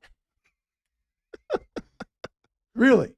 The boomers have to take responsibility for creating the conditions that led to this decline. When the boomers get off the bench and get in the game and clean up the mess that we made, we're going to move beyond this period of time. We, my generation, my age group, and our parents created the shit that you have to deal with. And you shouldn't have to deal with it by your own. Your generation, and Tanner, your generation, should not have to alone clean this up. But what are the boomers doing? They're sitting at home counting their money. Yep. They're sitting at home drinking their red wine. They're taking their trips. Got a political activist, someone we both know. Oh, I can't work this summer. I'm going out of town 3 times for 2 weeks at a time. Really? You're leaving your post right now? Really? Hey, you know what? This must just be something you do for entertainment. I'm not doing this for entertainment, and I don't think you're doing it for entertainment. We're very serious about changing the status quo of this country. And I'm not going to speak for you. I'm personally willing to die to change this status quo, because this status quo is killing the people. Life expectancy is declining. 60% of the people have chronic illness. And we're spending $1.5 trillion a year on healthcare. Hell, for $1.5 trillion, I should be able to live forever. But in fact, come on. The city should look like Shangri-La. 1.5 trillion? Yeah. I'm going to give you an idea. This is a racket. You might not have heard this before. If you stack up $100 bills on top of each other, $1 million is 3.3 feet high. $1 billion is as tall as the tallest building on earth. I'm talking $100 bills stacked. Yeah. $1 trillion is 653 miles into the sky, twice as high as the International Space Station. So when you start talking trillions. Wait. 653 miles? Miles. That's the difference between $1 billion and $1 trillion. Quantitative exponential math. It's beyond our thinking. 1 million seconds. 1 million seconds is 11 days. There you go. 1 billion seconds is 31 years. There you go. Yeah. We're spending $1.5 trillion, $12,000. Easy to do when you just write it down on paper and nobody ever sees the physical cash. If people saw the physical cash we print, there wouldn't be enough space. That's how you know it's a scam. Let's get to that. Well, this is a perfect segue. Okay, Ukraine, here we come. Yeah, this is a perfect segue. Okay. The cash. Show me the money. The skim room. Let's go into the skim room and see what is really going on. I get mad. You know, sometimes my own podcast, I get so mad I can't talk. My voice seizes up on me, and I'm trying to get beyond that and be mellifluous and interesting to listen to. This status quo that the parties have agreed upon is $1.5 trillion. Now, they say it's $893 billion, but if you read the whole bill, which I'm going to urge all the listeners, you can go read this 99-page bill. You won't understand it. The first thing you're going to get when you go read the bill is you're going to go, shit, I don't understand anything about this. And you have to ask yourself as an American citizen, what kind of scam is it that this is supposed to serve you and you can't get through a paragraph? You're either dumb or they're hiding it from you or both. Okay? So we have to learn to be literate about the bills. That's number one. The bill agrees, the two parties, they're not two parties. Let's get that over with. There's one party and a couple of wacko wingnuts on the right and a couple of wacko wingnuts on the left, and those two groups need to get together toot sweet, because that center agrees on $3 trillion of expenditure. I'm going to say the profit on that's probably 30-40%. So we're talking trillions, maybe $1 trillion in the skim room disappears into the hands of a couple thousand people. Trillions. And what is the cost of that? Oh, lots of Ukrainians have to die. Lots of Russians have to die. But that's just a detail for these people because they're subhumans. We got to clip them out anyhow. Yeah. Right? Yeah. And then on the healthcare side, hey, we're going to get you hooked early. We're going to keep you hooked. We're going to create the conditions where you get a disease. How will we do that? First of all, we don't teach you to get up and move your body. Everybody listening, you want to get healthy? Take a walk for 3 miles every day. Get back to me in 2 years. You'll be fine. Eat 3 meals a day, modestly, of natural food. Quit watching porn. Quit spending all your time in a digital environment. Get outside in the sun. Walk where there's trees. Take your shoes off if you're sick. And walk every day for 3 miles. And now it's in the hands of God. Because you know what? You may have got sick. God could be pissed at you. That's how the traditional people think about it. We think about it in very spiritualized terms. But you have to create the conditions to be healed. You can't expect healing when you don't believe. I say to people, hey, you know what? If you're frustrated with your doctor, if you've had a chronic condition for 20 years, you just had it, your life sucks, maybe you want to try something different, like taking a walk, like eating healthy food. Maybe stay away from the doctor a little bit. Try something different. Don't stay stuck. Yeah. But that Ukraine thing, you want to talk about that, and we want to finish with that. This government, which is us, we are the government, not these assholes that we think are our leaders. We elected them. I know we have friends like Brother Tom would say we didn't really elect them. But let's just look at the outcome and leave the mechanics alone. They're in power. And I would say to my brother Tom, if 100% of the people showed up and said, get out of here, they'd go. That's what we got to get to. We got to go to a consensus that this political elite class and this intellectual elite class, they all got to go. I'm not suggesting that we kill them. I like them to come before truth commissions. But they have picked up the mantle of the British history and the Mackinder World Island theory. It's not even an American idea. We're just carrying water for the British. This is like the Fifth War. 1807, the British attacked Russia in Russia. 1853, the Crimean War in Russia. 500,000 Russians died in that little deal. Skirmish, yeah. 1919, 500,000 foreign troops occupied Russia right after the Bolshevik Revolution. 42, the Germans attacked Russia. Operation Barbarossa. Then we had the Cold War. We destroyed their country with economic means. And now we're there fighting them again. None of these wars happened in Mississippi. They're happening in Russia. And they're selling me. I'm supposed to believe that the Russians are the aggressor. But every war happened in their country, inside their borders. What kind of scam is this? What kind of scam is this? Wake up, America. Our leadership is appropriating my money and your money, and Tanner, your money, and skimming it off into the tax base and giving it to the military-industrial complex. And trillions are getting made. And here's why I'm so pissed. Because my leadership that I elected in the Republican Party claim that the biggest problem with the Biden administration is inflation. And yet they've given them an unlimited checkbook to print as much money as they want to. When are we going to wake up and take the steering wheel back from these people? And I'm just asking your viewers and your listeners before we're all dead, because they're, hey, Royce, I have to ask you, do you have a nuclear bunker ready with food for 5 years underground to live out the nuclear holocaust? No, I do not. Neither does Mr. Penn. But our leaders do. Tom Emmer, who's the representative, he's the House Minority Whip. Maybe on the next one we should play that Dr. Strangelove bit, because they're going to pick him up and take him to the mountainside. His life is actually going to be better. See, that's the problem. They're incentivized to kill us because their life's actually going to be better after we're dead. And my theory of the case is they're thinking about it. So we better grab that rope and pull them back into reality as hard as we can. And that requires the American people. And that's why you're doing it. Yeah. And that's why I respect you for doing it. But this war, we've spent $200 billion. There's 32 countries that have donated and contributed money to this Ukraine drama. 32. That would be called the United Nations. What a peaceful organization it is. World peace. Brought together in the name of world peace. That was always bullshit. I'm going to leave you with this. The Democrat liberal order is empire. It's an empire.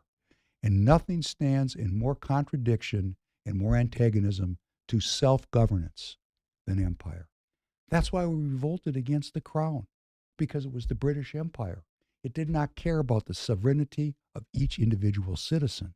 It did not care about our freedom. And we picked up arms and we beat them sons of bitches and we threw them out of the country. They're very smart. They took over our intellectual elites. They mind-fucked them. And they mind-fucked my kids, and they mind-fucking your kids. And we actually believe that we're supposed to be over in Russia killing Russians. I don't believe that. And that's how I feel about this war. And now I'm on record saying it, and I'm on record all the time on the Professor Penn podcast saying it. We, the American people, the people, do you get any benefit from this war that you perceive? Absolutely not. Then why are we doing it? Why do you think we're doing it? I think these people hate themselves. That's what I think. I think they hate themselves, and their projection of in projecting their hate for themselves. Well, the first stop is a few sacks of meat, around me. Let's test my scientific hatred for myself on them first. Rocket scientists never getting rockets. You know why they hate themselves? Because you're out there. Yeah. That's why. Yeah, no doubt. I mean, we should talk about that. We're going to run out of time. We'll leave it for next time. Yeah. But they really do hate themselves. They do. And they don't know they hate themselves, which is the worst part about it. With the Ukraine, I just can't believe, and I said this to you last night, I can't believe that the American people accept that Ukraine isn't a part of Russia. I mean, in one sense, they go, borders are just imaginary lines drawn by the powerful. But then the Ukraine's border is sacrosanct. Magna Carta. Yeah. I mean, what are we saying? Borders for me and not for ye. Absolutely. I mean, it's just so blatant. It's so blatant that it's hard to comprehend. It's like we're living it starts to feel like we are living in a simulation. Well, let me tell you. Like we are living in the Matrix. In the New York Times just yesterday, they printed an article, which I thought was interesting, that NATO is asking the Ukrainian army to cover up their Nazi symbols. Because for propaganda's sake. Right. We don't want to see them swastikas on your helmets. Come on. Yeah, those runes. Yeah. No, these are full-blown swastikas. Well, yeah, beyond runes. Okay. Yeah. But the whole rune. First of all, the whole rune symbology itself is a Germanic is a Germanic Yeah, if you're going occultist. to pick a symbol and you don't want to be associated with Nazis, pick a different symbol. I mean, it's pretty hard to stay on that. How do they get people to believe that the Ukraine is not in Russia? The capital of Kiev was the capital of the Russian Empire for hundreds of years. I mean, this is just a historical fact. Kiev was the capital of Russia for hundreds and hundreds of years, not Stalingrad. That came later. Stalingrad came later. Moscow, that came later. Okay. Kiev was the capital of Russia. Did I hear you say that you have people in the live chat saying it happened 100 years ago? Why does it matter? Right. Okay. 100 years ago, it's a flick of a finger. We have to know the history. And, you know, it's interesting. Like, I have a lot Imagine if, let me say this. Imagine if Washington, D.C. seceded. Imagine if all our D.C. elites got together with the National Guard and the military, which they're capable of doing. I mean, all of the juices right there in D.C., all of the military authority and jurisdiction is right there in D.C. They got the Joint Chiefs together and they say, you know what? Washington, D.C., well, they already are their own place, technically, right? They're not a state. But let's just say they made it official. We're our own country. And then we just found out one day that in Washington, D.C., they were raping children or killing Jews or, I don't know, tying up suburban white women and, beating them to death, whatever. I don't know, whoever. They were just killing people, which the Ukrainians were doing in the Donbass. Yes, they were. They were killing Russians. There was, they were getting good at it too. Yeah, that the mainstream media won't even discuss now. You track back about 3 years, they actually covered it.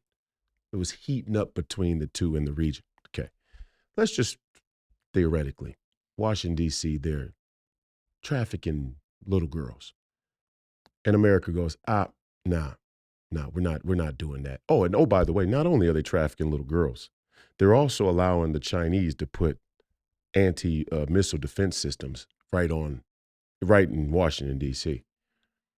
And we said, we're going in there. We're not tolerating that. Monroe Doctrine. We're not letting you put weapons in newly constituted Washington, D.C. as its own country. Would anybody in the world say that America is invading Washington like it was its own place?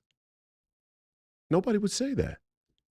Nobody would say the entire narrative, post-World War II democratic liberal order narrative, the entire prevailing consciousness about geographical history from the West, particularly here in America, these people think of Russia as a land.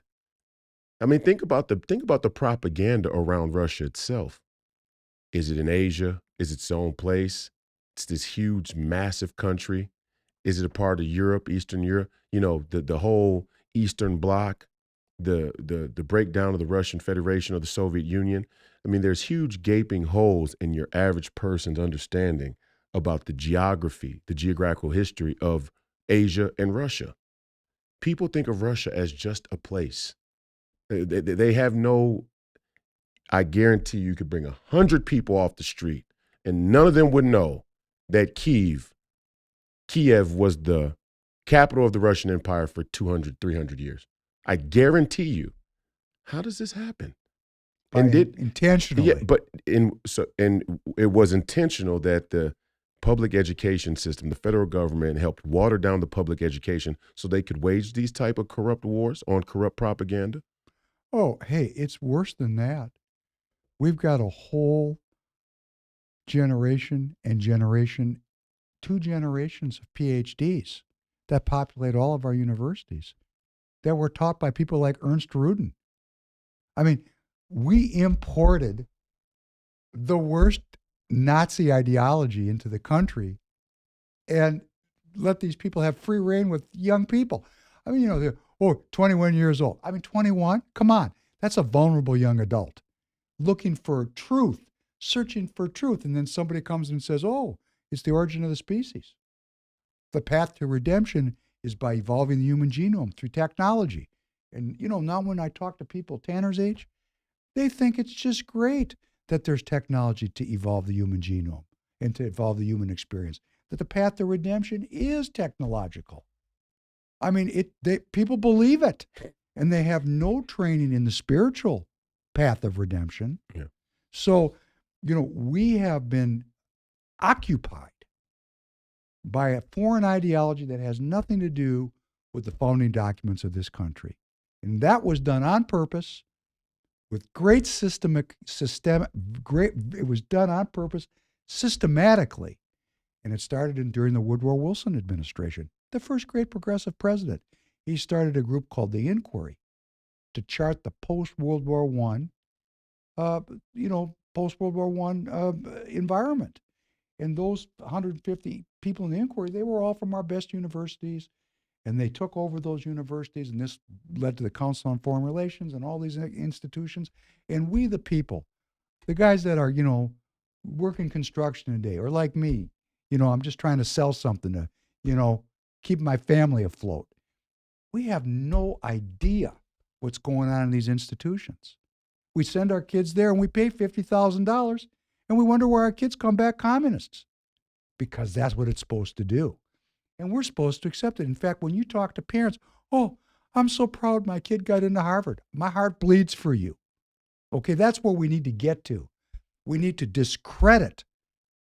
We need to overthrow, utterly overthrow, until they are discredited and abandoned, this worldview. That's what we have to do. And until we do that, we're just subject to genocide, because these are genocidal people.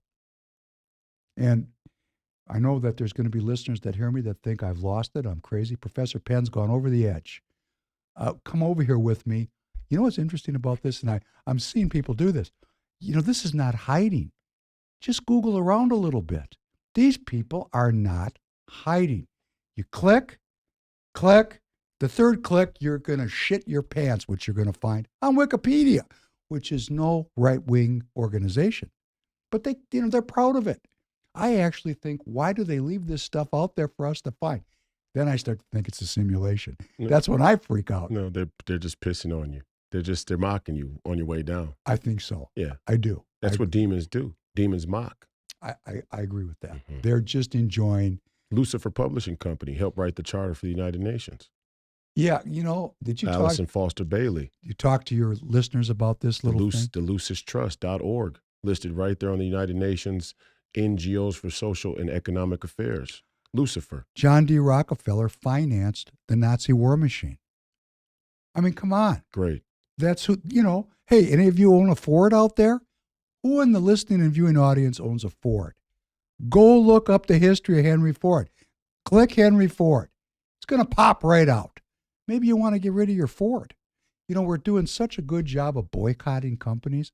Let's really boycott the eugenicists. Yeah.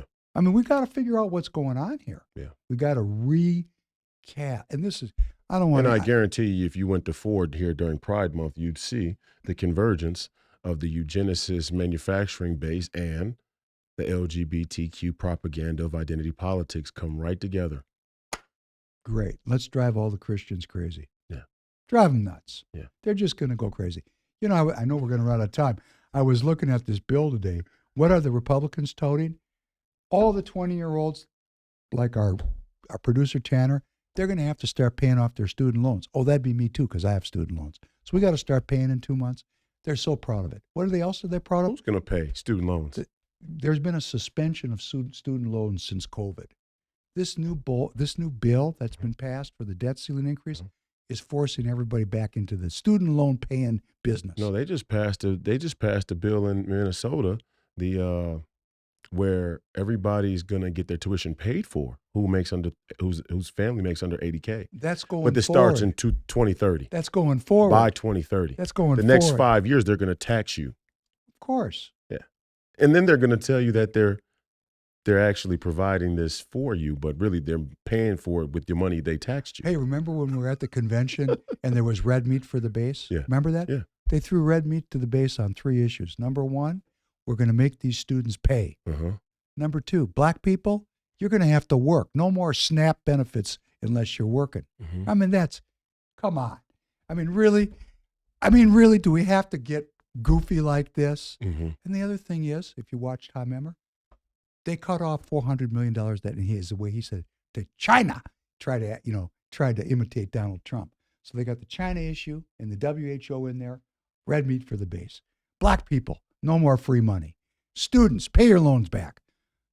And you add all that up, and it doesn't amount to a pint of piss. And they gave Biden an unlimited checkbook. I'm not stupid. And I'm telling people in the Republican Party, hey, we're not doing it like this anymore. This is not your party. You don't control this thing. We control it. We're coming. And they're going to say, we're going to throw you out of the party. Why? Aren't we doing politics? Am I not an American citizen? Do I not get to participate in the party of my choice? Why would I be thrown out? Oh, because you don't agree with me? Hey, fuck off. Okay? I'm in the party. We're coming. We're changing the party. We're going to let people know that the Democrat Party is the party of the elites. It's the party of Davos. It's the party of money. And the Republican Party is the party of the people. Hey, I'm a people. Are you people? I'm big people. That's right. You're good people. Yeah. You're good people. I'm big time team people. Right. We're gonna make this change in your lifetime. Yeah. But us boomers, we got to help you along. We can't leave you all on your own. So all the boomers out there that are hearing me, get out there and do something. Don't die like this. Don't die with no honor. As I said in a podcast, I like this. It's good for a T-shirt. You're never too old to grow a set of principles. The great Professor Penn, ladies and gentlemen. Thanks for coming back again, being in studio with us. We'll have you back soon as this debt ceiling drama plays out and the people in politics show us who they really are. The Ukraine and Russia conflict is going to continue to spiral out of control, I would assume, unless they create a workaround. The scariest part is that the workaround will make us surrender even more rights and freedoms, because that's usually how they do it. Never let a good crisis go to waste. We appreciate you being in the studio today. Make sure that you go check out the Professor Penn podcast. It is listed in my featured channels, and you're on Tuesdays and Thursdays at 9 o'clock. At 9 p.m. And I'm in that live chat communicating with you if you come on in. And he's in the live chat, so you can ask him questions about anything. He's good about that. We want to thank the entire Getter audience and the War Room Posse for streaming the podcast on War Room. Thank you to Steve and Mo Bannon and Grace Chong and the whole War Room team, all of our listeners and viewers out there all around the world, on YouTube, on Rumble, on the audio platforms. BitChute. On BitChute. If you're on BitChute, don't watch it on BitChute. That's just a backup. Watch it on Rumble if need be. Really watch it on YouTube. I don't like this whole let's defect from YouTube. They're communists. Just flood it. Flood it. Take it over. Take it over. It's ours. Take it over. It wouldn't be anything without us. We appreciate your viewership today and in the future. Don't die a jerk off. The fight continues. Godspeed.